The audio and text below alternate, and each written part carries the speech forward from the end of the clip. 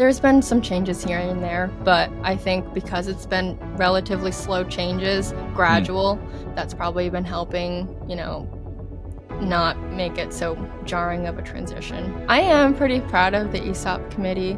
I do a lot of work with that, so it's kind of like my baby right now. There's always going to be skeptics. It is already getting even more positive than before. I've heard the guys talking about it just in the shop, whether they know that I'm listening or not. That's a different story. But I can hear some chatter about some positivity with the statement, so I'm really glad to hear about that. Joining me today is Grace Talamini. Am I saying that right, Grace? Yes. Talamini? Yes, Talamini. Thanks for coming on Empowered Owners. Yeah, I'm glad to be here. I'm excited. That's awesome. So I want to start us off with a fun question, a little bit out of nowhere. So what is dressage for those that don't know what the word dressage means? So dressage is started from Roman cavalry.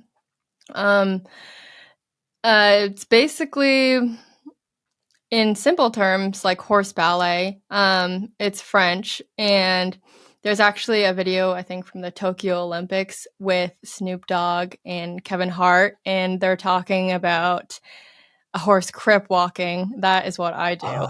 Not to that extent, obviously, but that's what I do. So if you ever find that video, maybe you can include it somewhere around here. You can see the horse, I guess, crip walking in the video.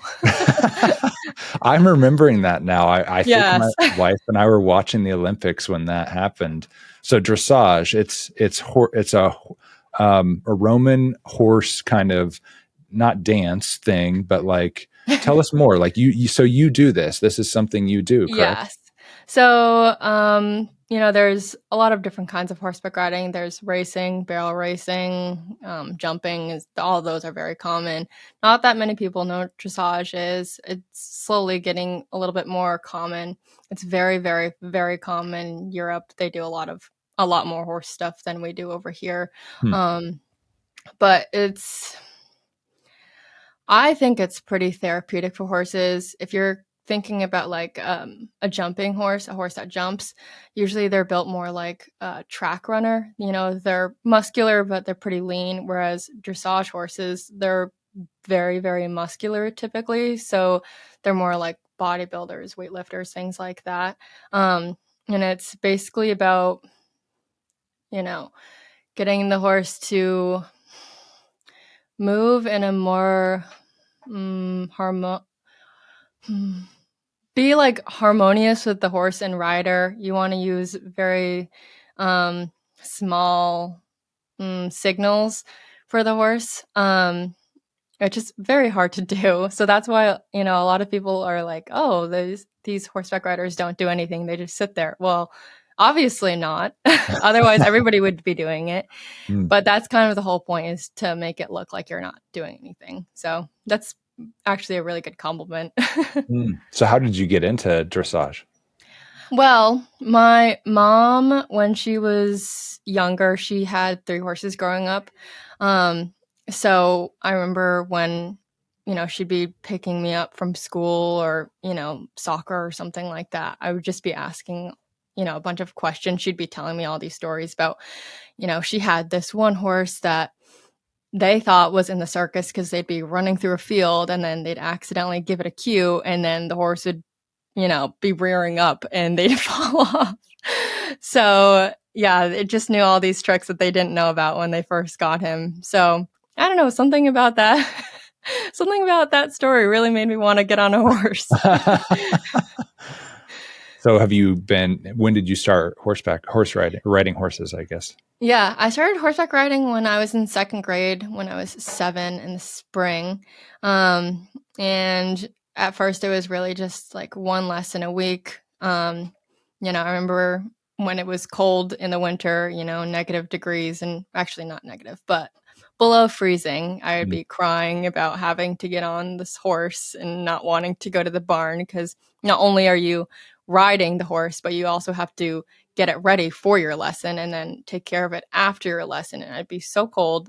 my little toes felt like stumps because I just lost all feeling. But, my mom still made me go because you have to take care of the animals, which I think really instilled like good values for me just growing up and things like that. I think, to be honest, I think a lot of kids should start working in barns because you can't just call out. You have to take care of these animals. That's real responsibility as a Yes. 7, 8, 9-year-old. Wow. Yes. Yeah. Yep. So you still have horses today, or what? Yes. Yeah. So I have never owned a horse until relatively recently. So I would have lessons on these horses, and then eventually a couple of years went by, and then I began leasing a horse.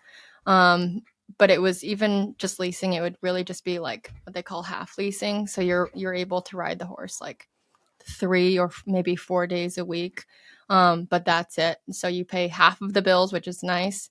You have half the responsibility, which is nice again when you're younger. And then I think in 2019 or 20, it was right before COVID hit that we were looking at horses, and I bought my horse that I have today. And when he was 3 turning 4, he's going to be 10 in April, so or May, sorry. He's going to be double digits, so I'm excited. A little bit sad, but Yeah. it's okay. But he's been a handful. But it's kind of to be expected. The ones that are better behaved or more trained than what I got him as are really expensive. So, you know, just riding the horses and trying to stay on the ones that you can get on are, a lot more affordable. Wow, interesting. So kind of a project in a sense. Yes. Yep. It's kind of like, if you're buying a house, if it's a really nice house, it's a turnkey house, they're going to be a lot more expensive than a fixer upper for sure. And he's definitely a fixer upper. But I'm sure he feels the love though, even though Yes. he's a fixer upper. Yes. That's the thing is he's very naughty if I'm riding him, but as soon as I get off, then he's like the sweetest, like Well, dog-like animal you've ever met. that's sweet. Well, Hmm. I'm sure we could talk about this for a half Yes. an hour at least. Yes. But maybe let's maybe start with how we know each other. So you work for Benoure, and Benoure is a portfolio company of Empowered Ventures. Why don't you tell us a little bit about how you ended up working at Benoure? So I went to college for 1 year. When I was in college, I went to Casanova College, which is near Syracuse, New York. It's pretty small. It's a very small school. The graduating class would have been, I think, smaller than my high school class.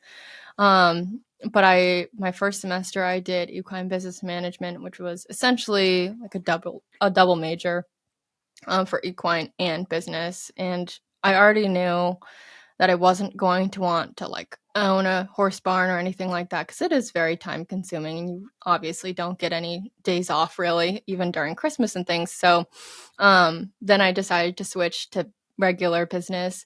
And I'm not a school person, and luckily I figured that out after the first year. And then moved back home. I was working at like a doggy boarding facility that does daycare and boarding and grooming and all that stuff. And I started that in the summer. I worked there for several months. And while I was working there, I began working at a plumbing and heating company in Massachusetts for a woman who I had ridden several of her horses for. She just knew that, they just needed somebody to help with some mailing out, just like small things like that at first. And she knew that I'd show up and, do what needs to be done. And then eventually I got into answering phones because one of the girls, she had left. I forget what happened to her, but she had gone, and they needed somebody to fill the role. So about a month after I started there, I began answering the phones. I was really nervous. I didn't even like ordering pizza.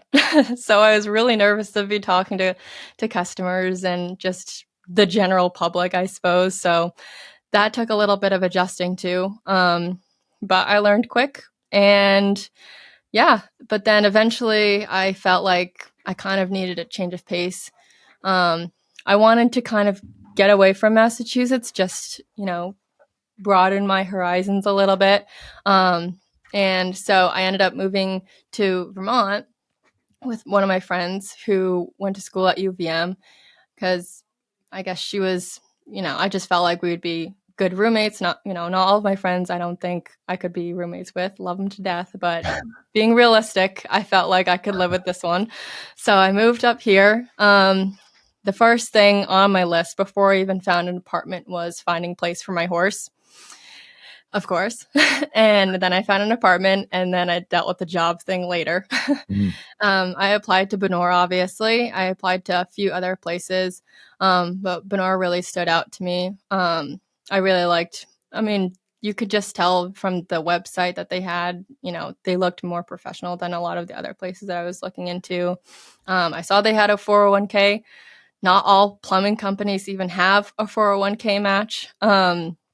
They had more benefits than most other plumbing companies. So that's really why I chose it. And I'm very glad that I did, because obviously the benefits have just been getting even better since I started. That's great.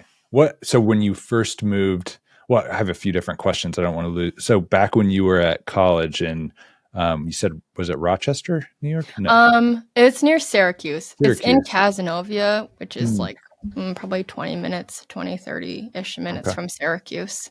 How did you decide or know like you're not, quote unquote, not a school person? Like what made you make that decision? Um, I just, I don't know. I'm not always the best at doing homework. I'm very bad procrastinator for things like that.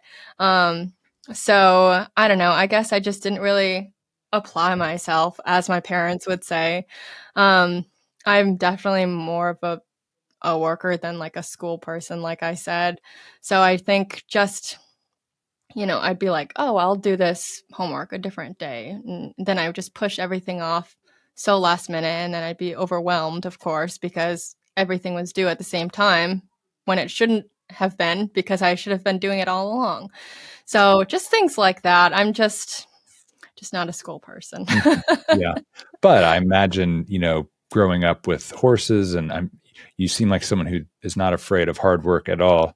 So I Right. wonder how much does it have to do with like doing things that motivate you? Is there some Yes. sort of connection there? Yes. I definitely think that, I don't, maybe it was just, I guess, delayed gratification that I wasn't really all that interested in. I don't really know. was I wasn't really a school person in high school, but it definitely got worse in college, probably because I was on my own to an extent. My parents were, 4 hours away from me. Mm, Um, yeah, and I also have pretty like ADHD, so that didn't help either. mm, So just reading the material, I've always had issues, I guess, processing all of what I'm trying to comprehend. mm. Um, and I guess really the only way that I was able to process what I was reading is if I was taking like very, very extensive notes, which again is just added homework really for me. Sure. Yeah, and I went back to that because I think it's not an uncommon experience for a Right. lot of folks, to come out of high school and maybe either give college a try or just not, because Hmm. they don't think of themselves as a school person. And I do feel like I've observed in some people that once they kind of get more connected to a career path, that's where more motivation can actually come Right. from to keep growing and developing as a person rather than thinking of it as just a school thing. So I'm Yeah. curious if And you resonate with that. yeah. And then I just think that honestly, I think the whole, especially working in the trades, I probably hear it more than other Mm, places too, but I just think college in general should be restructured completely. I don't understand why we need to be taking all these gen ed classes that don't apply for the major that you're doing. mm, Why do you need to take an art history class when you're mm, planning on being an engineer? Or I guess maybe for that one. But it's just it just seems like you're putting all this money into classes and books and all these things that you don't really need to do if you have mm. a very set plan, Yeah. So I also had kind of a hard time with that concept of things too. Makes sense. Okay, so you end up at Benoure. Were you mostly just applying to other plumbing HVAC type companies, or were you casting a wider net back then? Um, I guess it was a little bit more broad. I was applying to some like plumbing wholesalers that I was familiar with in Massachusetts. And I was applying to a water filtration company. I really only applied to like 4 or 5 places. I applied to an auto body shop or something, or maybe a car dealership place. Mm, Um, and just being younger and having a lot more experience, I think, than a lot of my peers since they were in college, I think that definitely helped. I was at a little bit, well, definitely a smaller company than where I'm working now. mm, Even though I'm still doing a lot of different things, I'm still involved in a lot of different things at Benoure. The company that I was at before, I was doing a whole bunch of different things, and that definitely helped me be able to apply those things at the jobs that I was looking into. interesting. Did you enjoy that back at that previous job in Massachusetts, like getting to have your like do a lot of different things? Um, yes and no. It was a little bit probably too much for Yeah. my age. There was Going a into lot the of deep like, end a little bit. yes, there was a lot of turnover, unexpected turnover in the company. So I had no idea, anything about plumbing. I had no idea there's a lot of vocabulary that goes into it. Mm, I'm still learning a lot. mm, Um, but it was very overwhelming at the time for me, which I think now if I were to go back, it would be different for sure. But it was just, there was a lot of pressure for my age at the yeah. other company as well. I'm sure you learned a lot, even though it was Yes. hard. Yes. What did you first hire into Benoure to do? What was the job you were hired in to do? It was essentially what I was doing before in Massachusetts, which was my main job was answering the phones. So coming to Benoure, I actually had less to do on my plate, which I was happy about. Hmm. Beforehand, I was ordering parts and things like that, which I didn't even know what the parts were fixing. So I was, just trying to manage a lot. But yeah, I originally started at Benoure just answering the phone, scheduling appointments, which is still what I'm doing now, along with a bunch of other things as well that Yeah. I do enjoy. What have you? That's what I understand is it's changed some since you Yes. started. So what all are you doing now? So I'm doing pretty much all of our social media, I think. I think I'm the only one that's doing it besides, some advertising for which I have done some advertising for, looking for new trade guys, Mm, new plumbers and technicians and things. Um, we have hired somebody else to add on to that. mm. Or I guess, I don't know if that's really the word. What is it called? Uh, Um, Advertising, I guess. I honestly, But it's you've not we didn't hire somebody brand new, but we're Mm, using somebody else's service. Um, outsourcing. yeah, we're outsourcing to get some more ads, to hire some more employees because the trades are really hard to fill spots for. Yeah. Um, but I do all of our LinkedIn stuff. I do our Facebook, Instagram, Twitter, even TikTok, although I haven't had enough time to be able to do all the TikToks that I've been wanting to do. I still get I get a lot of notifications still, even from like the 3 or 4 videos that we've uploaded. So I think once I can get some more time for making TikToks or when the weather gets better, then I think, that'll help us out a lot as well. It seems like you're having a lot of fun doing the social Yes. media. Yes. I like it. It's fun. Yeah, and I would Can be a imagine little bit. it's really good for the business too to kind of get the word out. Yes. And that's for the LinkedIn, the Facebook, Instagram, all that stuff. That is really for our customers. But I think the TikTok is really to try to, I guess, bring more technicians in. I don't know if that part's helping or not, but it's more focused on bringing in more technicians. And I have seen people from different counties locally Hmm. that have started following the Benoure page on TikTok. So I think it could be helping. Yeah.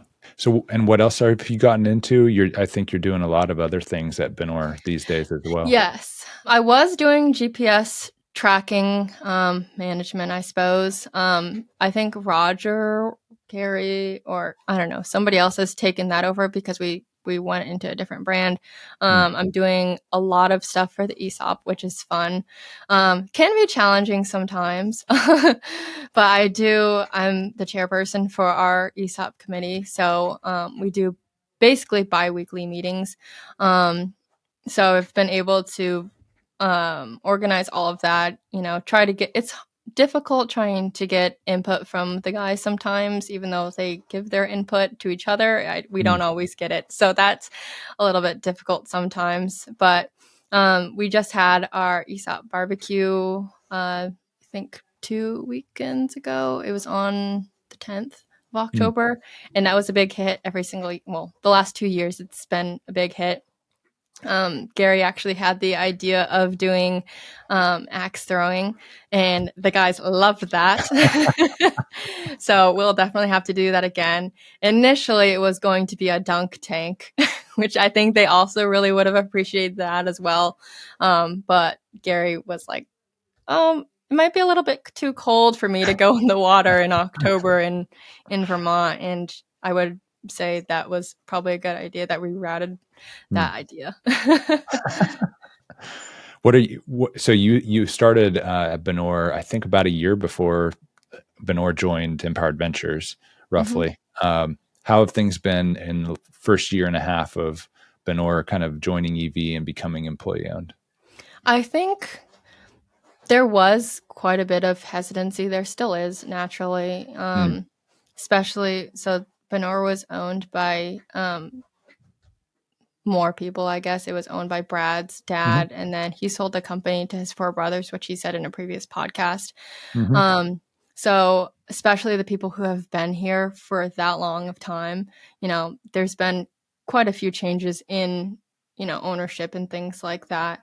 Um, Obviously, since EV, that was completely different, completely different from all the other changes before. Um, there's been some changes here and there, but I think because it's been relatively slow changes, Mm. gradual, that's probably been helping, not make it so jarring of a transition.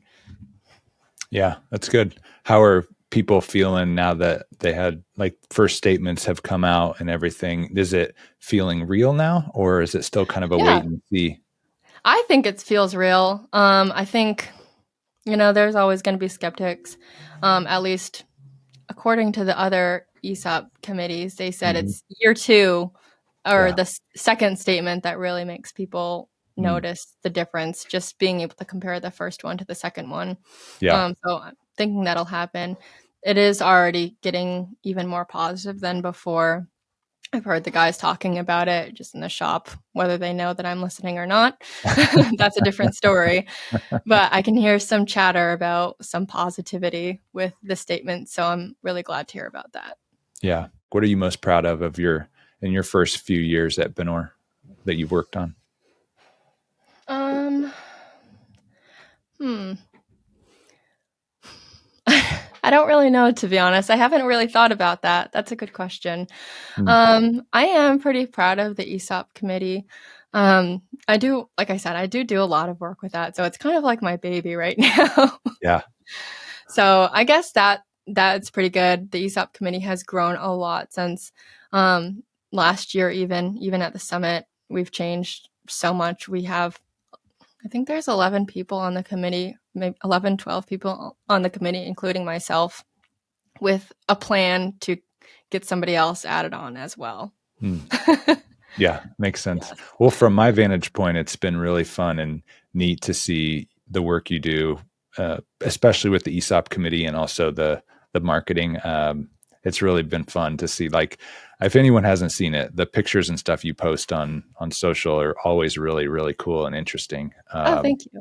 So just yeah, kudos. Which ones do you like the most? I like all of them, but the thing that everybody talks about when they see it that I also it's like the very intricate, work the guys, at Benoure Oh, do. yeah. Like There's yeah. there's one picture that Ryan Bouvier took. Oh my gosh, I have it pinned at the top of pretty much all of our social media because it just looks so cool. Yeah. So to maybe explain a little bit, like, I imagine that's something you feel working at Benoure, that the people take a lot of pride in the work that they Yes. do for it to look Yes. like that. Yeah. They definitely do. Yeah. Benoure has very high standards of the guys that come in, even though there is definitely a labor shortage. Mm, They're still actively upholding the standards that they have for all of the houses that we do, because we do some very high end houses. Even the ones that aren't high end, they should all look good. mm, I don't really know what's up to code and what's not, but I know if it looks good and I know if it looks bad. yeah. So, just paying attention to some of those things. I really like when the guys send me pictures, I like zoom in to see if there's anything that I see, and usually I don't. And then I always double check with Eric to make sure that everything looks good, Mm. technically as well. Before you post it, just you Yes. don't want to get the feedback that actually Yes. wasn't a good one. Yeah. Which hasn't really been an issue in the past. So, Mm. Well, I would imagine in a company where the standards are high for the service and the product that's being delivered, that it tends to be the case that everyone else in the company has to have high standards too for their jobs. So it must speak really highly to you and the team at Benoure that, you're all able to support such a high standards kind of right. environment.